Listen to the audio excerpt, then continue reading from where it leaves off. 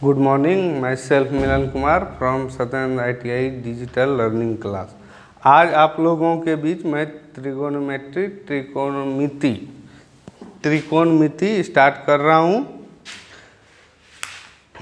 सबसे पहले क्या करते हैं, त्रिकोणमिति शब्द जैसे सुनते हैं तो मेरे ध्यान में आ जाना चाहिए कि त्रिकोणमिति का हम यूज जनरली जो करते हैं समकोण त्रिभुज में करते हैं। जैसे मान लीजिए एक समकोण त्रिभुज ले लिए। समकोण त्रिभुज वो त्रिभुज है जिसका 1 डिग्री 90 डिग्री हो। ये मेरा 90 डिग्री है। अब ये भुज इसको एक भुजा के साथ जोड़ दिए। अब यहाँ क्या है, सोचने वाली बात है कि ये 90 डिग्री के सामने वाले का कोण, सामने वाली की भुजा सबसे बड़ी होगी जिसको हाइपोटेनियस बोलते हैं H। उसके बाद ये जो एंगल है मेरा 90 डिग्री जो है, 90 डिग्री जो हम एंगल बनाए हैं कौन से आधार पे बनाए हैं, इस रेखा को आधार मान के बनाए हैं। इस 90 डिग्री को, इस रेखा को आधार मान के हम 90 डिग्री परपेंडिकुलर खींचे हैं। तो ये हो गया मेरा आधार, आधार बेस BASE बेस, इसको बेस को हम आधार बोलेंगे। अब इस रेखा को, इस रेखा के ऊपर जो हम 90 डिग्री परपेंडिकुलर या लंबवत रेखा खींचते हैं उसको बोलते हैं P। मतलब किसी समकोण त्रिभुज में 90 डिग्री के सामने वाले का जो भुजा होता है वो तीनों भुजा में सबसे लंबी भुजा है, उसको H बोलेंगे। जिस रेखा को आधार मान के परपेंडिकुलर या 90 डिग्री का रेखा खींचेंगे वो हो गया मेरा बेस लाइन या आधार रेखा। और जो परपेंडिकुलर मेरा ये है, परपेंडिकुलर संख्या मतलब परपेंडिकुलर रेखा है, उस रेखा को हम लोग बोलेंगे P। अब देखिए प्रश्न ये आता है कि अगर हम इस एंगल को, ये एंगल हम जान रहे हैं कि 90 डिग्री है, त्रिभुज का तीनों एंगल मेरे पास पता है हमको कि 180 डिग्री होता है। तो ये एंगल और ये एंगल मेरा जोड़ के होगा 90 डिग्री, क्योंकि ये एंगल, ये एंगल, ये एंगल, तीनों एंगल 180 डिग्री होता है और ये अकेले 90 डिग्री है। तो ये एंगल और ये एंगल मेरा होगा 90 डिग्री दोनों जोड़ के। अगर ये एंगल को हम थीटा मानते हैं तो ये 90 माइनस थीटा हो जाएगा। अब देखिए एक चीज आपको नया टर्म मिलेगा इसमें त्रिकोणमिति में, साइन थीटा, कॉस थीटा और टेन थीटा। जैसे साइन थीटा मेरे पास है, साइन थीटा हम बोलेंगे P/H। P हो गया लंब, लंब, ये हो गया H कर्ण। इसको हिंदी में लिख देते हैं हाइपोटेनियस, ये हो गया कर्ण। आधार B, इसको आधार बोलेंगे बेस। P से परपेंडिकुलर, इसको बोलेंगे लंब। तो साइन थीटा बराबर P/H लंब बाय कर्ण, कॉस थीटा बराबर B/H आधार, आधार बटे कर्ण। फिर टेन थीटा बराबर हो गया P/B मतलब लंब बटे आधार। हम इस एक तरह से ये भी बोल सकते हैं कि किसी को अगर हम समकोण त्रिभुज में किसी कोण को थीटा मानते हैं तो उसके सामने वाली भुजा और सबसे बड़ी भुजा कर्ण के अनुपात को हम साइन थीटा बोल सकते हैं। कॉस थीटा जो हमारा होता है आधार बटे कर्ण, टेन थीटा होता है लंब बटे आधार। अब कॉसेक थीटा, कॉसेक थीटा आपका होता है 1/sin थीटा, इसको लिख सकते हैं साइन थीटा का उल्टा। अब 1/sin थीटा मतलब कर्ण बटे लंब। अब हो गया सेक थीटा, सेक थीटा को हम लिख सकते हैं 1/cos थीटा, कर्ण बटे आधार। अब हो गया कॉट थीटा 1/tan थीटा, इसको लिख सकते हैं b/p। अब याद करने के लिए इसको बोल सकते हैं पंडित भोला प्रसाद हरि हरि बोल। ये कोई सूत्र नहीं है, हम लोग आम लाइफ में याद करने के लिए करते हैं पंडित भोला प्रसाद हरि हरि बोल, याद रखने के लिए ऐसे करते हैं, इसका कोई रियल मीनिंग वो नहीं है। चलिए आप इस चीज़ को उम्मीद है कि समझ गए होंगे।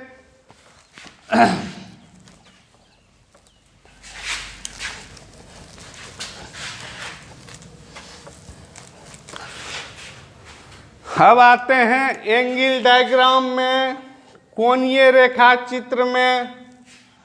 अब देखिए यहाँ पे क्या है, ये मेरा हो गया 0 डिग्री, इस पे परपेंडिकुलर खींचते हैं तो ये मेरा 90 डिग्री। यहाँ वो बेस मान के अगर इस पे परपेंडिकुलर खींचते हैं तो ये मेरा 90 है, ये मेरा 90 है। फिर इसको बेस मान के इधर परपेंडिकुलर खींचते हैं, ये 90 है। फिर इसको बेस मान के इधर परपेंडिकुलर खींचते हैं तो ये 90 हो गया। अब देखिए यहाँ से यहाँ 90, यहाँ से यहाँ 90, तो यहाँ से यहाँ मेरा हो गया 180 डिग्री। अब यहाँ से यहाँ 180 डिग्री, ये 90 है, तो यहाँ से यहाँ मेरा 270 डिग्री। अब यहाँ से यहाँ 270 है, इधर 90 है, तो मतलब यहाँ से यहाँ मेरा हो गया 360 डिग्री। अब यहाँ पे प्रश्न ये उठता है कि कहीं किसी बिंदु से स्टार्ट करके हम 360 डिग्री मूव करते हैं तो फिर वहीं पहुँच जाते हैं। अगर मान लीजिए 2 बार 360 डिग्री मूव करेंगे यानी कि 720 डिग्री, तो फिर वहीं पहुँच जाएंगे। मतलब 360 डिग्री को हम 0 डिग्री भी मान सकते हैं। अगर 3 बार 360 डिग्री 360 डिग्री 3 बार राउंड करेंगे फिर वहीं 0 पे पहुंच जाएंगे। 1080 डिग्री को भी हम 0 मान सकते हैं। मान लीजिए यहाँ मेरा एंगल कुछ एंगल से डिस्प्लेस होता है, मान लीजिए 45 डिग्री एंगल से मेरा डिस्प्लेस हो रहा है। तो अब देखिए सोचने वाली बात यह है कि ये मेरा 45 डिग्री है। अब इसको हम लिख सकते हैं 45 डिग्री।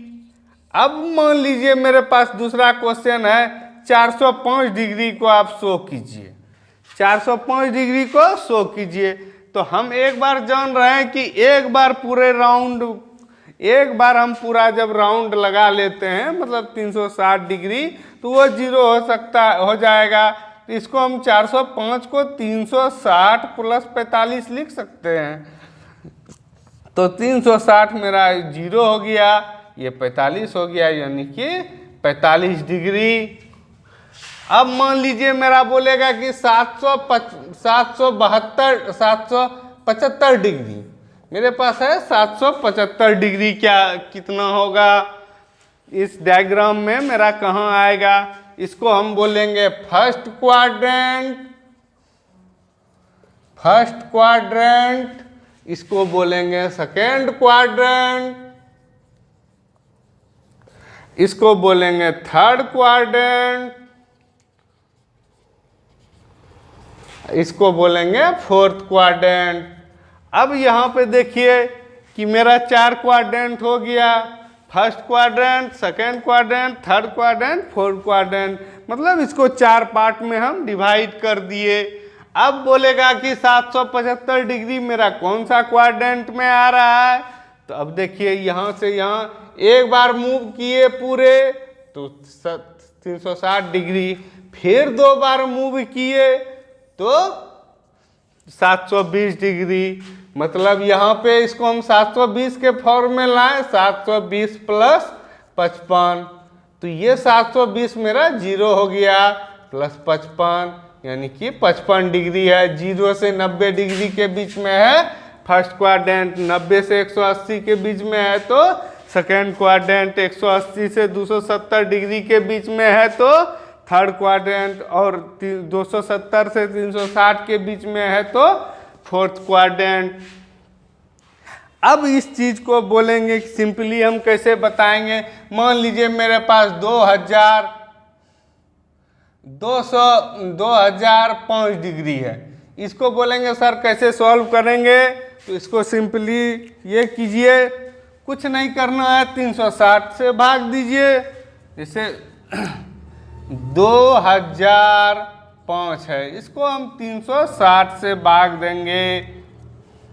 मान लीजिए 2000 नहीं 4000 है, और आसानी होना चाहिए, ज़्यादा लंबा करेंगे।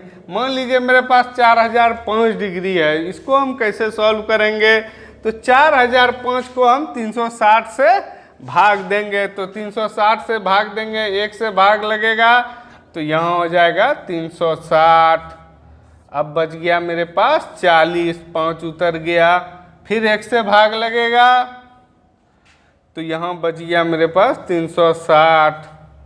अब मेरे पास बच गया 45 डिग्री, 45 डिग्री यानी कि हो गया 360 गुना 11 प्लस 45, इसको हम 0 मान सकते हैं, 360 को 0, यानी कि मेरे पास सिर्फ 45 डिग्री बच गया।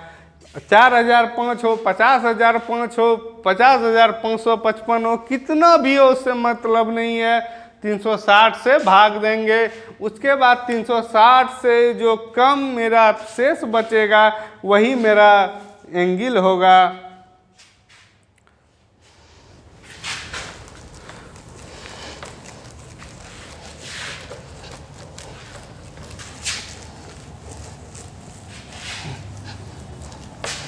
एक दो प्रॉब्लम कर लेते हैं। जैसे मान लीजिए क्वेश्चन है 630 डिग्री, 630 डिग्री कौन से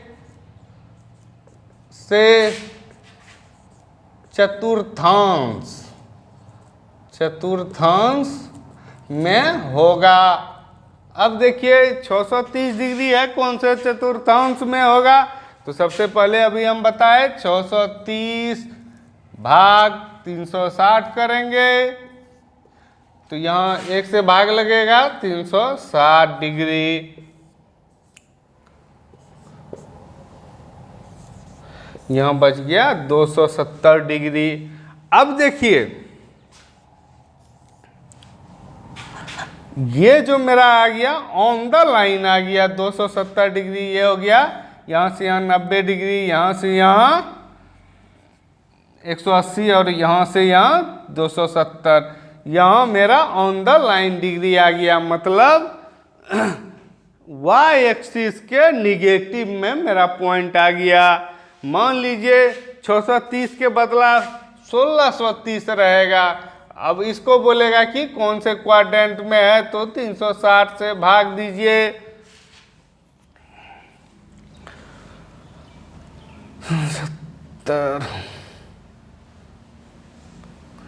इसको 4 से भाग देते हैं,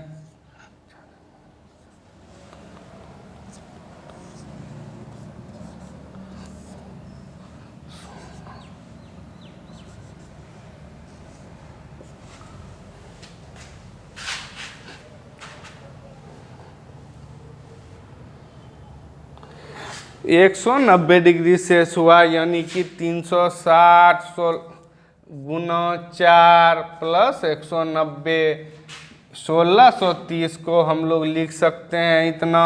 तो ये आपको बता दिए 0 हुआ, मतलब 190 डिग्री मेरे पास बचा।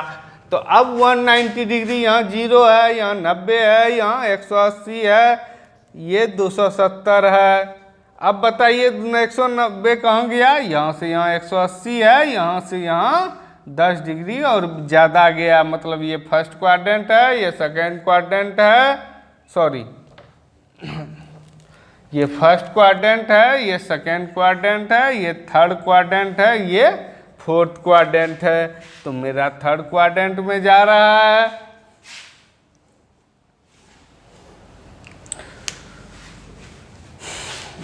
आज के लिए इतना ही, नेक्स्ट क्लास में। Okay, thank you.